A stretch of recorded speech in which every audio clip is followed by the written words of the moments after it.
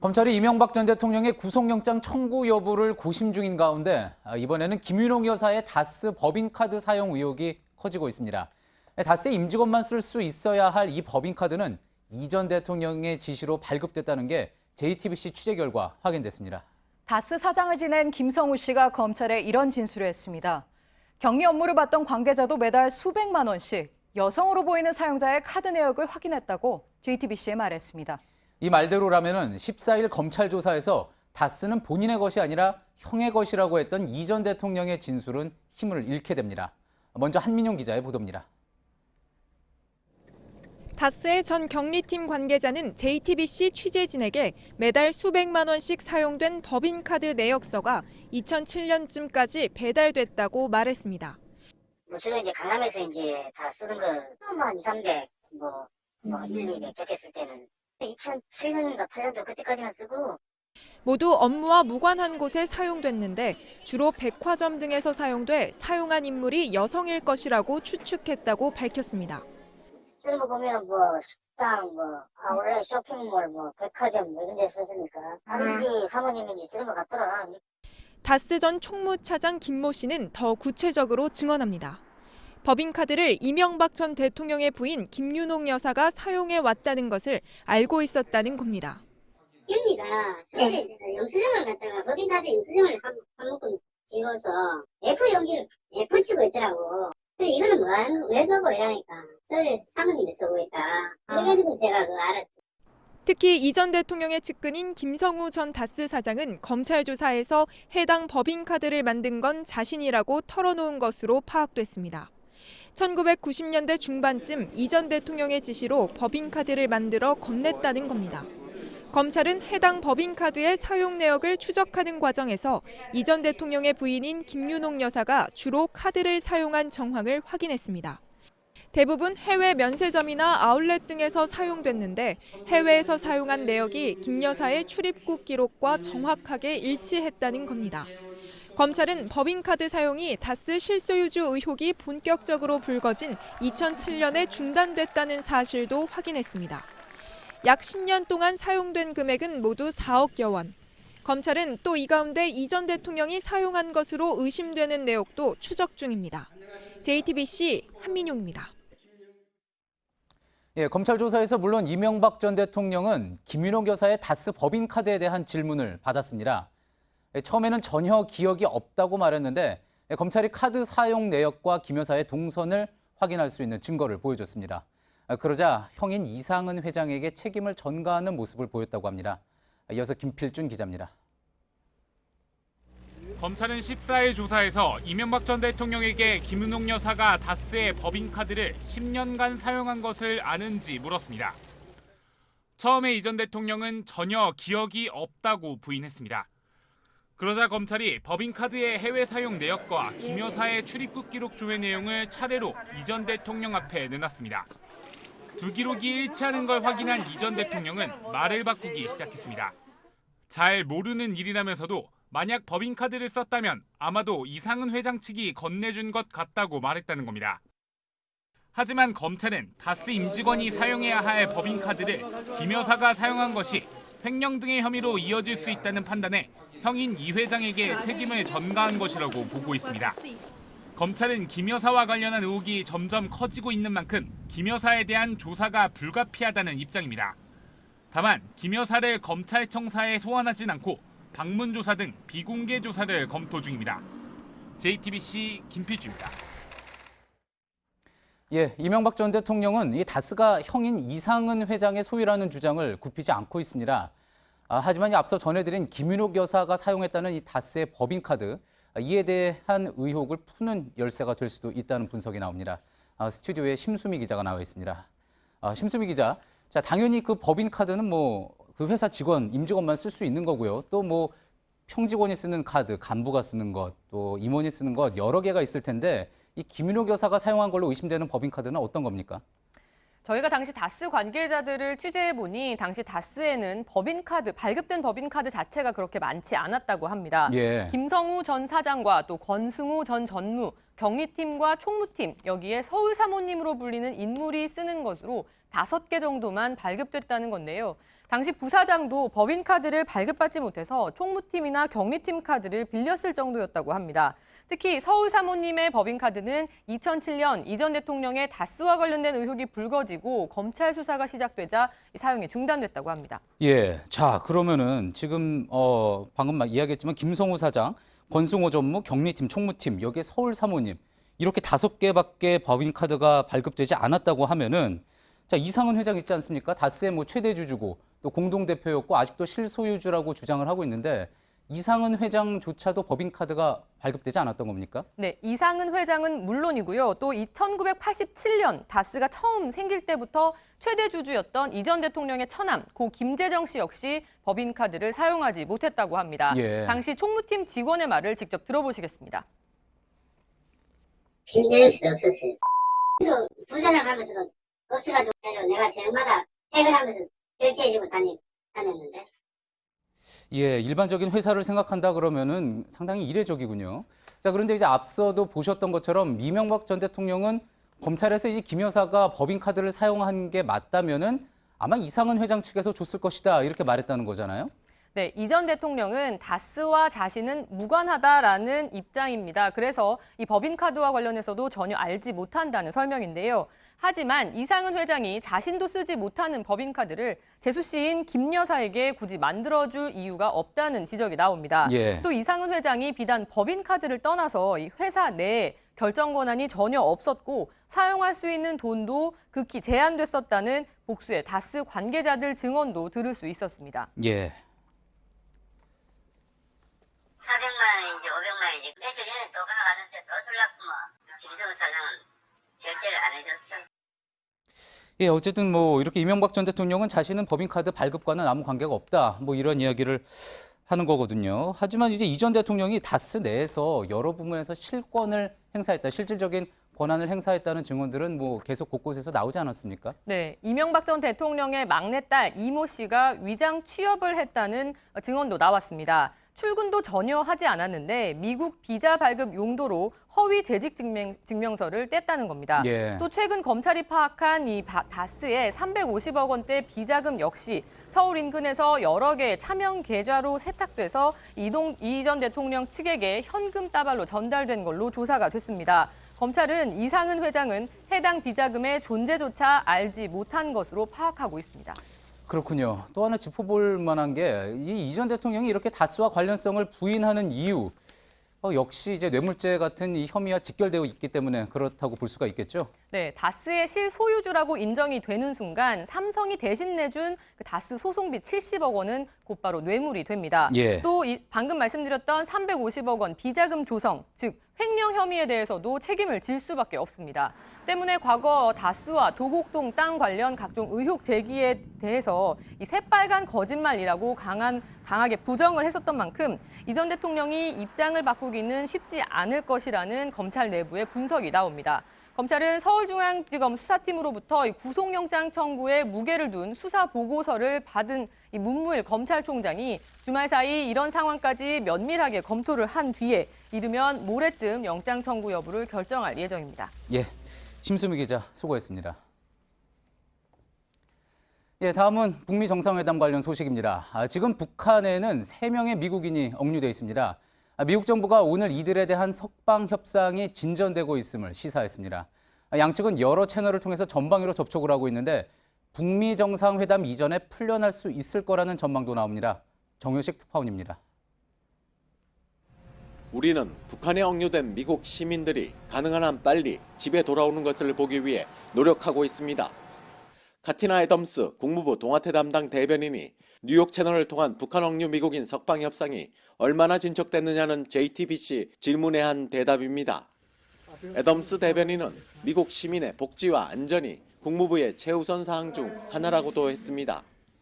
우리 정부 고위 관계자는 뉴욕 채널 접촉은 우리도 긴밀히 공유하고 협의하고 있지만 공개할 수는 없다면서 타결 여부는 확인을 거부했습니다. 최소한 김동철 목사 등 한국계 미국인 3명을 석방하는 협상이 급물살을 타고 있다는 뜻으로 해석됩니다. 발스트롬 스웨덴 외무장관도 북한 이용호 외무상과 이틀째 회담 뒤 훌륭하고 건설적인 회담이었다고 전했습니다. 방미 중인 강경화 외교장관은 설리반 국무부 부장관과 만나 4월 남북, 5월 북미 정상회담 준비에 대해 논의했습니다. 남북, 북미 정상회담이 성공적으로 개최되어 한반도 비핵화와 항구적 평화 구축을 위한 역사적 이정표가 될 수 있도록 적극 노력해 나가기로 하였습니다. 북한이 억류 미국인 3명을 석방할 경우 북미 정상회담을 위한 긍정적 분위기가 조성될 것이란 게 워싱턴 외교가의 분석입니다. 워싱턴에서 JTBC 정효식입니다. 4월 말에 열리는 남북 정상회담과 또 5월에 예정된 북미 정상회담. 청와대가 이 기간 사이에 한미 또는 한일 정상회담을 추진하기로 하면서 이 한 달여간 아주 숨가쁜 국제 외교전이 펼쳐지게 됐습니다. 한반도에 과연 봄이 올지는 사실상 이 기간 이 릴레이 정상회담에 달렸습니다.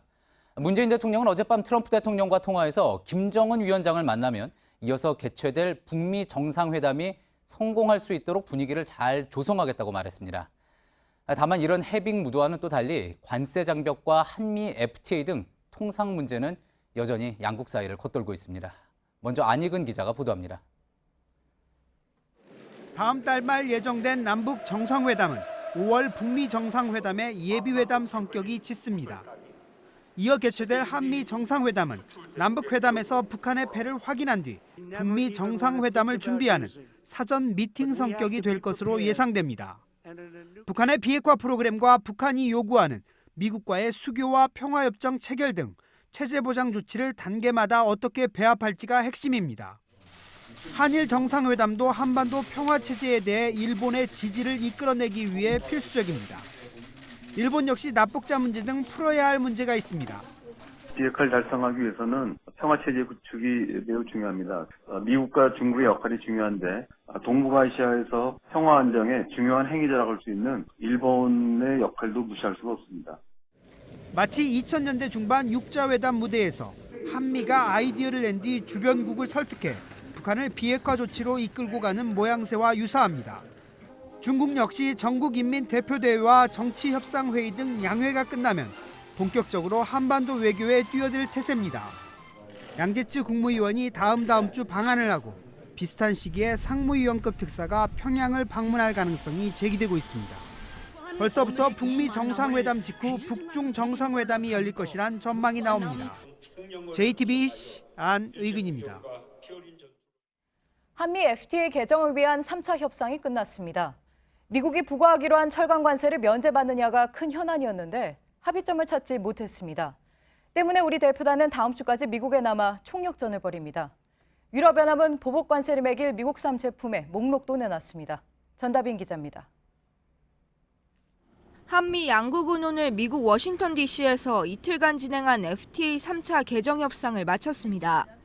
협상 대표단은 FTA 이슈에선 실질적인 논의에 진전을 거뒀다고 밝혔지만 23일 발효되는 미국의 수입산 철강 관세 부과 대상에서 한국을 제외해달라는 우리 측 요청에 대한 협상에선 합의를 보지 못했습니다. 우리 협상 대표단은 다음 주까지 미국 워싱턴 DC에 남아 막판 협상을 벌이기로 했습니다. 이와 관련해 문재인 대통령은 어제 트럼프 미국 대통령과의 통화에서 한미 간 공조가 얼마나 굳건한지를 보여줘야 한다고 강조했습니다. 미국을 방문 중인 강경화 외교부 장관도 윌버로스 미 상무장관과 전화 통화를 하고 철강 관세 면제 조처를 적극 검토해달라고 요청했습니다. 미국의 철강 관세 부과에 맞서 유럽연합은 연평균 28억 유로, 우리 돈 3조 7천억 원 규모의 보복 관세를 미국산 제품에 매기기로 했습니다. 미국의 주요 수출 품목인 쌀, 옥수수 등 농산물부터 세탁기, 배터리 같은 공산품까지 보복 관세 대상 목록에 올라 있습니다. 미국이 동맹국들의 관세 부과를 강행할 경우 트럼프식 보호주의가 촉발한 무역 전쟁이 본격화할 것으로 보입니다. JTBC 전다빈입니다. 미국이 철강 관세를 매기겠다는 나라들의 면제 협상에 대해 백악관 대변인이 다음 주말까지 계속 개별 국가들과 담판할 것이라고 했습니다. 세라 샌더스 대변인은 정례 브리핑에서 이렇게 밝히면서 협력 가능한 분야에서 협상 중이고 약간의 융통성이 있다고 말했습니다. 미국의 관세 명령은 오는 23일 효력이 생깁니다. 네, 중국에선 시진핑이 만장일치로 국가주석에 다시 선출되고 오른팔 왕치사는 부주석이 됐습니다. 시진핑 2기를 겨냥한 듯 트럼프 대통령은 대만과 인적 교류를 정상화시켰습니다. 미중 관계가 또 달라질 것 같습니다. 신경진 특파원입니다.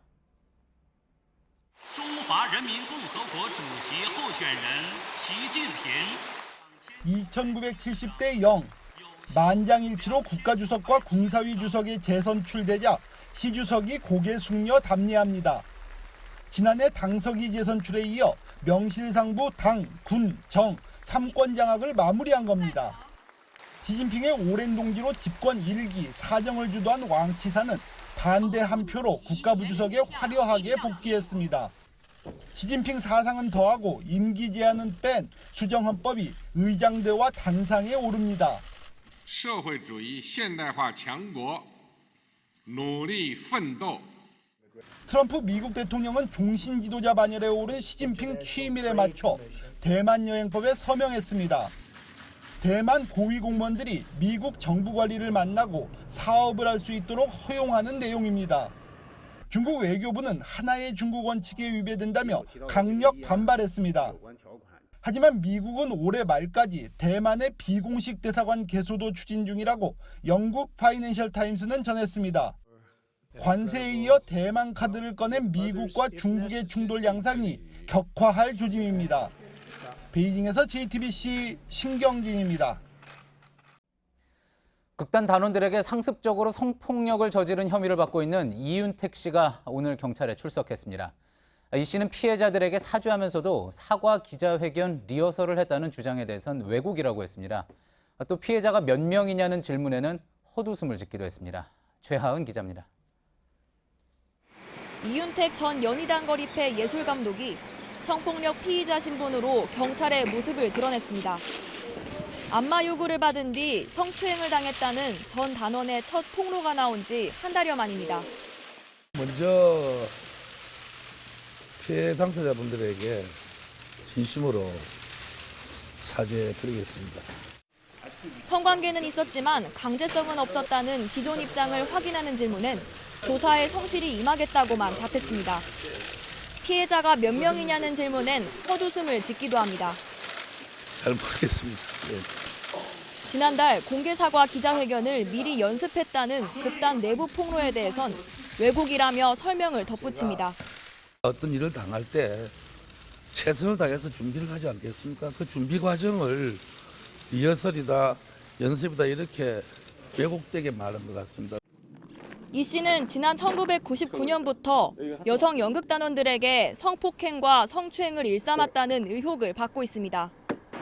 경찰은 지난 6일 이 씨를 출국 금지한 뒤 자택 등을 압수수색하고 고소인 16명의 피해 사실을 조사했습니다.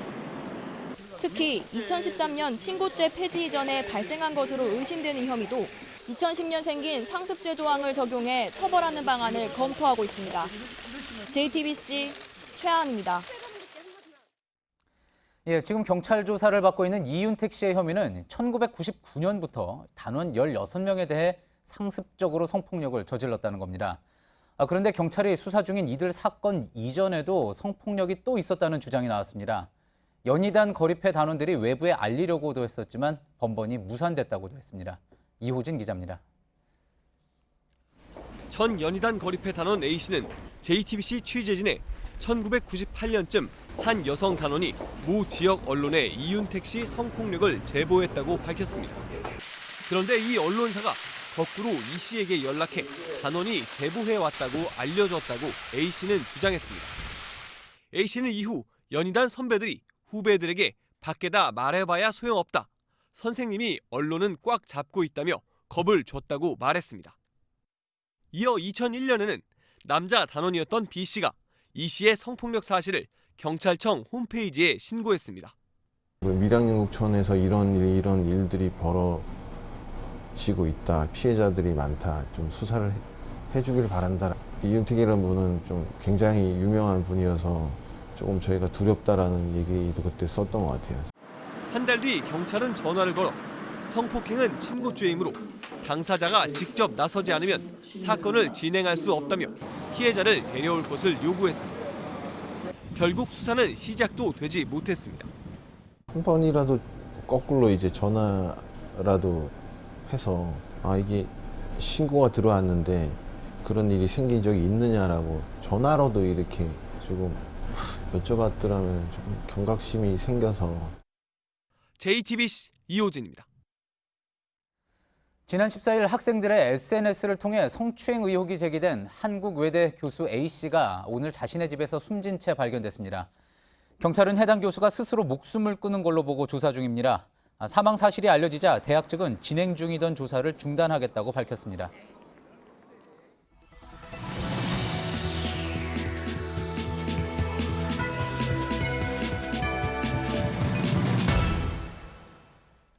일상에 자리 잡은 성폭력과 또 미투 운동에 대한 2차 가해, 이런 일들이 발생하지 않으려면 학교 차원에서 올바른 성교육이 무엇보다 중요할 겁니다. 하지만 학교의 성교육은 피해자에게 책임을 묻거나 남녀를 이분법으로 나누고만 있습니다. 이슈플러스 신진 기자입니다. 미투 운동으로 올바른 성교육에 대한 문제의식이 커지고 있습니다. 바로 교육하지 않으면 내 아이도 저기 설 수 있겠구나 라는 생각을 사실은 해요. 교육부의 성교육 표준안을 바탕으로 한 교사용 수업 자료입니다.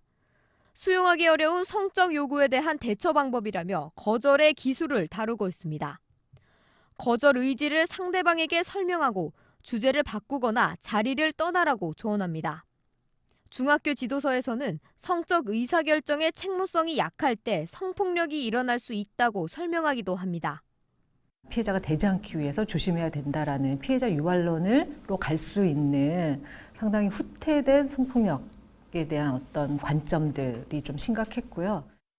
일부 학교들은 가정통신문에서 성폭력 예방법을 다루며 남성과 여성을 각각 잠재적 가해자와 피해자로 규정해 논란이 되기도 했습니다. 대부분의 학부모들은 성교육이 형식적으로 이루어지고 있다고 지적합니다. 반복적인 성교육을 원하는 게 아니에요, 엄마들은. 한두 시간 성교육을 어렸을 때부터 한다? 그런 건 정말 무의미하다고. 학교 성교육은 감수성이나 사회적 관계를 외면하고 생리학적 보건교육에만 치중한다는 목소리도 있습니다. 지금 이제 우리 사회에서 현재 문제되는 거는 그런 건강과 보건의 문제가 아니잖아요. 감수성의 문제인 거고 관계의 문제인 거고 입시나 이런 문제 때문에 이제 부차화되는 거. 사정이 이렇다 보니 일부 학부모들은 외부 성교육기관을 찾습니다. 교직을 이수하는 사범대학이라든지 교대에서 성교육이나 성평등 교육에 대한 이수를 하고 있지 않아요. 한계들이 있다라는 거죠. 교육부는 지난 13일 미투 운동을 계기로 학교의 성교육 시스템을 바꾸고 종합대책을 마련하겠다고 밝혔습니다. JTBC 신진입니다. 바른미래당이 창당한 지 한 달이 더 됐죠. 지지율은 여전히 한 자릿수고 합당으로 직원이 늘어 당 살림까지 어려워졌다는 얘기가 나옵니다. 반전을 위해 안철수, 유승민 이 두 사람이 동시에 출마해야 한다는 요구가 커지고 있습니다. 류정아 기자입니다. 바른미래당은 한 달 전 영남과 호남, 보수와 진보의 결합을 내세우며 힘차게 출발했습니다. 전국의 모든 광역과 기초 지역에 바른미래당의 후보를 내겠습니다. 하지만 지금 당 안팎으로 고민에 빠졌습니다. 바른미래당 의원은 30명이지만 당직자 수는 200명이 넘습니다. 더불어민주당, 자유한국당과 비슷한 수준인데 이들보다 국고 보조금이 적고 신생정당으로 당비 수입도 안정적이지 않습니다. 당직자들 사이에선 구조조정이 불가피하지 않겠냐는 얘기도 돌고 있습니다. 당 지지율도 고민입니다. 지지율이 한국당을 넘어선다는 여론조사가 통합의 원동력이 됐지만 현재 지지율은 한 자릿수에 머물고 있습니다. 이에 따라 안철수, 유승민 두 전 현직 대표가 지방선거에 동시 출격해 당 분위기를 바꿔놔야 한다는 요구가 커지고 있습니다. 안철수 전 대표는 내일 인재영입위원장으로 당무에 복귀합니다. 서울시장 출마 가능성도 높아졌습니다. 바른미래당의 한 의원은 안철수, 유승민이 쌍끌이로 서울과 영남에서 뛰지 않으면 당의 미래는 없다고 말했습니다. JTBC 유정화입니다. 정의당이 민주평화당과 공동교섭단체를 본격 추진하기로 했습니다. 정의당은 오늘 전국위원회에서 개헌과 선거제도 개혁을 실현하기 위해 이렇게 결정했다고 밝혔습니다. 두 당의 협상 절차가 끝나면 국회는 4개의 원내 교섭단체 체제로 바뀌게 됩니다. 네, 사건 사고 소식입니다. 서울 올림픽대로를 달리던 택시가 멈춰선 덤프트럭을 피하지 못하고 부딪혀 승객 1명이 숨졌습니다. 서울 송파구의 아파트 단지엔 멧돼지가 나타나 50여 분 만에 잡혔습니다. 이성화 기자입니다. 택시 조수석 쪽이 찌그러지고 도로에 파편이 떨어져 있습니다. 다른 차량은 앞부분이 움푹 들어갔습니다. 오늘 오전 8시 5분쯤 서울 올림픽대로를 달리던 택시가 영동대교 인근에 정차 중이던 덤프트럭을 들이받은 뒤 달리던 승용차와 잇따라 부딪혔습니다. 덤프트럭은 사고가 나기 전 타이어가 파손돼 정차 중이었습니다. 이 사고로 20대 여성 승객 1명이 숨지고 택시 운전자 등 3명이 다쳐 병원으로 옮겨졌습니다. 새벽 5시 15분 강남구 역삼동 한 도로에서 승용차와 택시가 부딪혀 미끄러지면서 가로수와 인도 경계석을 들이받았습니다. 이 사고로 운전자를 포함 차량에 타고 있던 3명이 다쳤습니다. 멧돼지 한 마리가 현관에 부딪히더니 소방대원을 향해 돌진합니다. 주차장을 돌아다니면서 사람 뒤를 쫓아가기도 합니다. 그냥 왜 자전거 지나가는 속도 정도로 지나갔어요. 무서웠죠. 깜짝 놀랐죠. 오늘 오후 1시 15분 서울 송파구 한 아파트 단지에 멧돼지 한 마리가 나타나 소방당국이 출동했습니다. 소방대원들은 50여 분 만에 멧돼지를 마취총으로 제압한 뒤 사살했습니다. JTBC 이상화입니다. 네, 서울의 첫 경전철이죠. 우이 신설선이 오늘도 2시간 가까이 운행을 중단했습니다. 개통하고 7개월 만에 벌써 3번째 멈춰선 겁니다. 조민진 기자입니다. 오늘 낮 12시 10분쯤 서울의 첫 경전철인 우이 신설선의 내부 영상입니다. 열차가 북한산 보국문역에 도착했고 승객들이 탔지만 멈춰서서 출발하지 않습니다. 1분쯤 지나자 운행 중단 안내 방송이 나왔고 결국 200명 가까운 승객들이 열차에서 내려야만 했습니다. 갑자기 비상 정차를 해가지고 뭐지 하다가 갑자기 내리라 해가지고 좀 많이 당황했어요. 원래 경전철 타면은 한 10분 안 갈 거리를 한 30분 정도 돌아가다 보니까. 서울시는 낮 12시쯤 솔샘역 신호장치에 이상이 생겨 12시 11분부터 1시간 42분간 전 구간의 운행이 중단됐다고 밝혔습니다. 지난해 9월 개통된 후 우이 신설선이 멈춰선 건 이번이 벌써 3번째입니다. 그러니까 좀 불안한 것도 있기도 하고 근데 자꾸 이러다 보면은 버스 타고 밑에 또 다른 지하철역을 이용할 것 같아요. 사고 원인도 제각각입니다. 지난 5일엔 선로 전환기에 이물질이 끼어 40여 분간 전 구간 차량 운행이 중단됐습니다.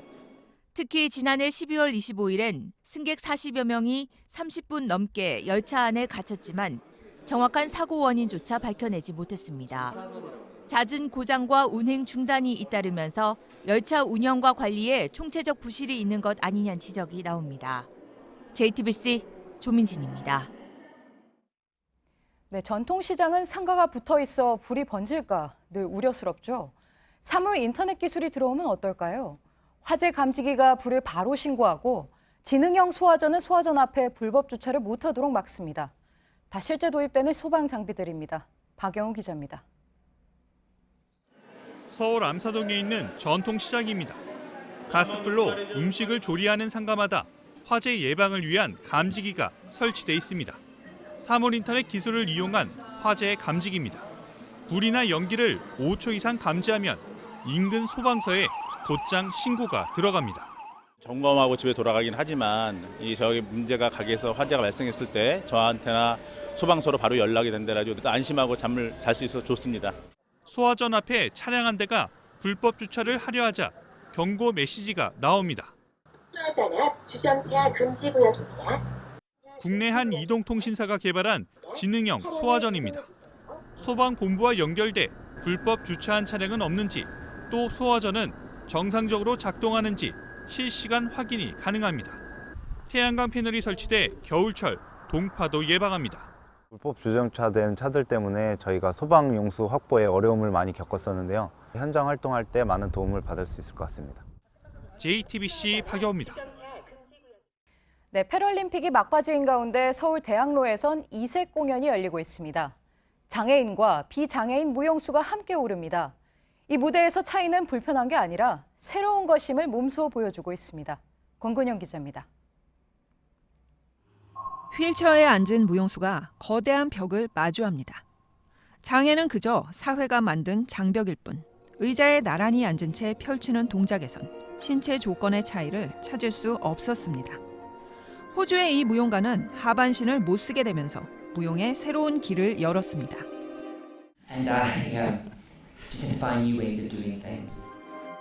비장애인 무용수도 또 다른 가능성을 경험했습니다. 사실은 저도 장애가 굉장히 많은 사람입니다. 다르다라는 게 아니라 새롭다라는 느낌을 받았었어요.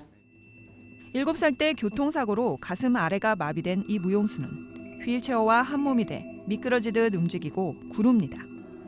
다리가 하나 없는 여성이 목발을 짚은 채 무대에 올랐고 남들보다 한쪽 팔이 짧은 무용수 또한 당당한 카리스마를 뽐냈습니다. Because I have a disability, but I'm still able-bodied. 장애인과 비장애인 무용수가 거울처럼 같은 동작을 선보인 무대. 여기엔 장애도 편견도 없었습니다.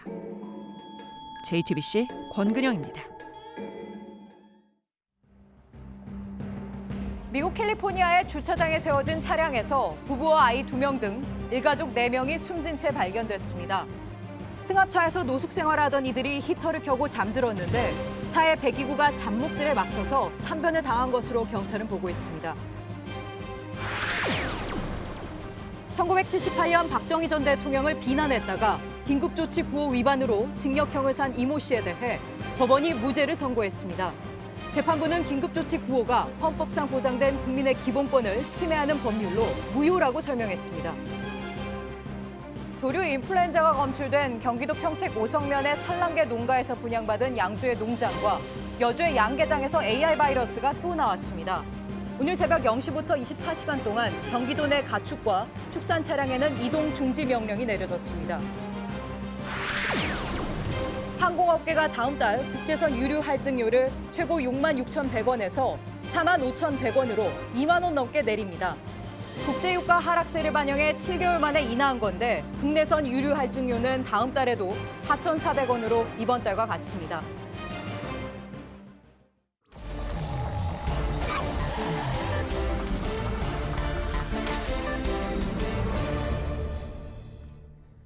예, 토요일 비하인드 뉴스 정치부 안지연 기자가 나와 있습니다. 안지연 기자, 첫 번째 키워드부터 한번 볼까요? 네, 첫 번째 키워드 MB와 선긋기입니다. 예, 최근에 이제 뭐 수사가 본격화되면서 MB와 선긋기를 하는 측근들 많은데 특히 누구 이야기입니까? 옆에 나와 있듯이 자유한국당 얘기인데요. 예. 제가 자유한국당 공식 논평을 찾아봤더니 이른바 MB 수사가 본격화된 이후에도 이 전 대통령의 이름을 직접적으로 언급한 논평이 많지 않았습니다. 수사가 본격화된 시점이라고 하면 뭐 언제로 볼 수 있을까요? 국정원 특활비 얘기 나오면서 이제 측근들이 본격적으로 소환되기 시작한 그 시점으로 볼 수 있을까요? 네, 맞습니다. 저희가 구체적으로 논평이 나온 시점을 한번 따져볼 텐데요. 지난 1월 17일 날 이 전 대통령이 정치 보복을 멈추라며 직접 기자회견을 했었죠. 예. 그날 한국당이 이 같은 논평을 냈습니다. 그리고 그 다음 날도 논평을 냈는데요. 모두 정치 보복 메시지를 담은 논평이었습니다. 예. 그러다가 2월에는 논평이 한 차례 나왔고요. 이름을 언급한. 그리고 MB가 소환됐던 지난 14일 날 논평을 낸 겁니다. 자, 그러면 한 달에 한 건 정도 상당히 이제 드문드문 논평이 나온 거라고 볼 수 있겠는데 소환 당일 그 논평했다는 그 시점 이후로는 더 이상은 없었던 겁니까? 네, 현재까지는 없었습니다. 이게 지금 구속되느냐 마느냐 상당히 중요한 순간이라 어찌 보면은 뭐 정치권의 도움을 기대하고 있을 수도 있을 것 같은데요.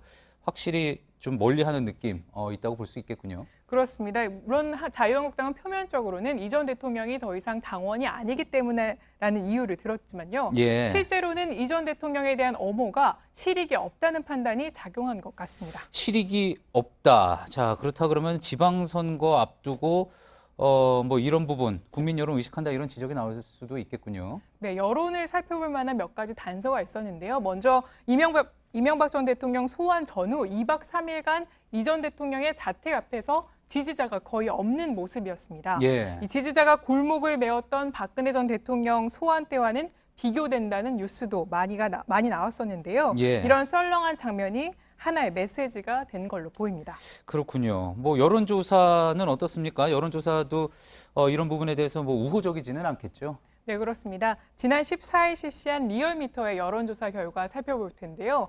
이명박 대통령에 대해서 엄정한 사법 처벌해야 된다는 의견이 79.5%, 약 80% 가까이 집계가 됐고요. 예. 이 전직 대통령의 예우를 해줘야 된다는 의견은 15.3%에 그쳤습니다. 그렇군요. 자, 그럼 과거 이제 친이계 의원들은 어떻습니까? 친이계 의원들이 또 이런 중요한 순간순간들마다 또 이명박 전 대통령 응원하는 메시지 내놓고 그러지 않았었습니까? 네, 맞습니다. 이 전 대통령 검찰 소환 당일날 몇몇 의원들이 자택 앞에 찾기도 했는데요. 권선동 의원을 비롯해서 주호영, 김영우 의원 등이 자택을 찾았지만 추가 움직임은 포착되지 않고 있습니다. 그렇군요. 자, 두 번째 키워드 한번 볼까요? 네, 두 번째 키워드 보겠습니다. 패럴림픽의 응원입니다. 예, 태극기가 꽂힌 배낭을 맨 여성분의 사진이군요. 네, 아시는 것처럼 김정숙 여사의 뒷모습인데요. 예. 이 청와대가 지난 15일 날 공개한 패럴림픽 아이스하키 경기장을 찾은 김정숙 여사의 모습입니다.